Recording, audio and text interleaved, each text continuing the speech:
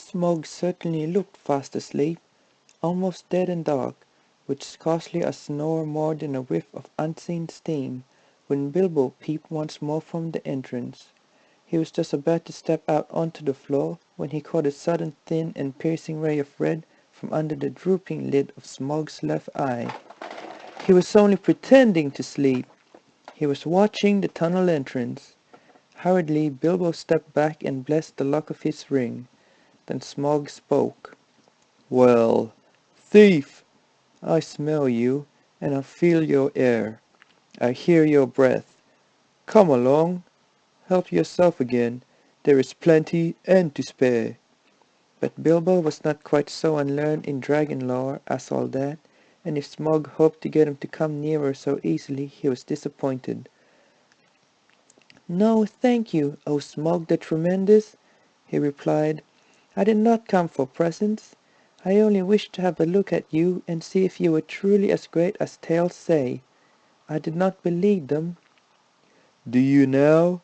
said the dragon, somewhat flattered, even though he did not believe a word of it. "Truly songs and tales fall utterly short of the reality, O Smug, the chiefest and greatest of calamities," replied Bilbo. "You have nice manners for a thief and a liar," said the dragon. "You seem familiar with my name, but I don't seem to remember smelling you before. Who are you, and where do you come from, may I ask?" "You may indeed.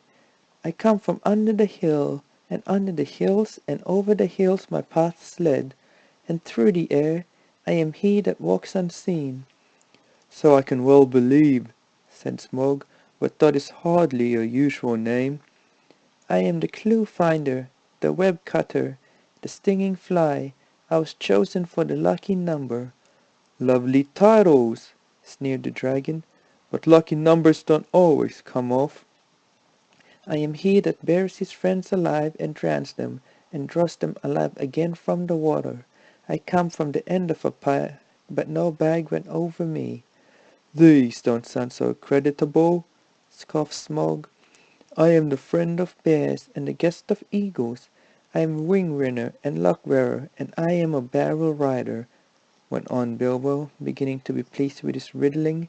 "That's better," said Smog, "but don't let your imagination run away with you."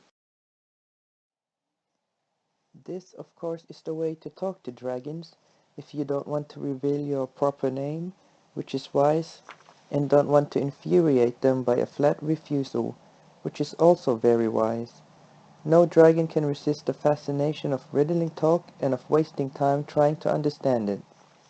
There was a lot here which Smog did not understand at all, though I expect you do, since you know all about Bilbo's adventures to which he was referring. But he thought he understood enough, and he chuckled in his wicked inside. "I thought so last night," he smiled to himself. "Lakemen! Some nasty scheme of those miserable tub-trading lakemen, or I'm a lizard. I haven't been down that way for an age and an age, but I will soon alter that. Very well, old barrel rider," he said aloud. "Maybe Barrel was your pony's name, and maybe not, though it was fat enough. You may walk unseen, but you did not walk all the way.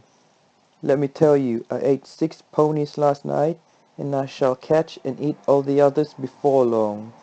In return for the excellent meal, I will give you one piece of advice for your good. Don't have more to do with dwarves than you can help." "Dwarves?" said Bilbo in pretending surprise. "Don't talk to me," said Smog. "I know the smell and taste of dwarf. No one better.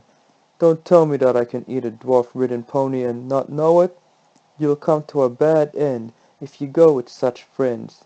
Thief, barrel rider, I don't mind if you go back and tell them so from me." But he did not tell Bilbo that there was one smell he could not make out at all. Hobbit smell. It was quite outside his experience and puzzled him mightily.